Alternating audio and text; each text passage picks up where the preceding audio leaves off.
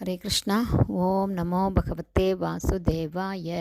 ஹரே கிருஷ்ணா. மகாபாரதம் ஆதிபர்வம் பார்த்துட்ருக்கோம். இதில் பாண்டு மகாராஜாவினுடைய விருப்பத்தை நிறைவேற்றுவதற்காக குந்தி மகாராணி துர்வாச முனிவர் தனக்கு கொடுத்த மந்திரத்தை, அந்த மந்திர சக்தியின் மூலமாக தர்ம தேவதையை வேண்டி யுதிஷ்டனை அடையிறாங்க. அதற்கு பிறகு வாயு தேவதையை வேண்டும்போது பீமன் குழந்தையாக கிடைக்கிறாரு. இந்திரனை வேண்டும்போது அர்ஜுனன் குழந்தையாக கிடைக்கிறாரு. அதுக்கப்புறம் குந்திக்கிட்ட மந்திர உபதேசம் அடைந்து பாண்டு மகாராஜாவினுடைய மற்றொரு மனைவியான மாத்ரி அஸ்வினி தேவர்களை வேண்டி நகுல சகாதேவர்களை அடையிறாங்க. அஸ்வினி தேவர்கள் பார்த்திங்கன்னா இவங்க 2 பேருமே தேவர்களுக்கே மருத்துவர்கள், ரொம்ப அழகானவங்க. மேலும் இந்த பஞ்சபாண்டவர்களுடைய பெயரும் அதற்குண்டான அர்த்தமும் பார்க்கலாம். யுதிஷ்டன் அப்படின்னா யுத்தத்திலிருந்து பின்வாங்காதவன் அப்படின்னு அர்த்தம்.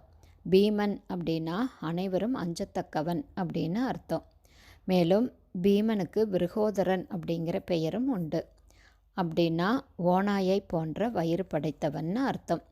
அர்ஜுனன், அந்த பீமன் பார்த்திங்கன்னா எப்போவுமே அவருக்கு பசிச்சுட்டே இருக்கும், அதனால் நிறையா சாப்பிடுவார். அர்ஜுனன் அப்படின்னா தூய்மையானவன், குற்றமில்லாதவன்னு அர்த்தம். நகுலன் அப்படின்னா விரோதிகளுக்கு பயங்கரமானவன் அப்படின்னு அர்த்தம். சகாதேவன் அப்படின்னா வேற்றுமைகள் இல்லாதவன்னு அர்த்தம். இங்கே குந்தி மகாராணிக்கு யுதிஷ்டன் குழந்தையாக கிடச்சதுக்கப்புறம் திருதராஷ்டிரனுடைய மனைவி காந்தாரி அஸ்தினாபுரத்தில் 100 குழந்தைகளை பெற்றெடுக்கிறாங்க. இதில் துரியோதனன் மூத்தவன். துரியோதனன் பிறந்த அடுத்த நாள் குந்தி தேவிக்கு பீமன் கிடைக்கிறாரு.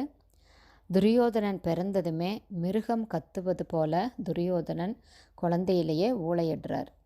அந்த சமயத்தில் காக்கைகளும் பல விதமான பறவைகளும் ரொம்ப விபரீதமான சத்தத்தோட அது பலவிதமாக அது சத்தத்தை கொடுக்குது. இந்த பறவைகள் எல்லாம் கத்துது.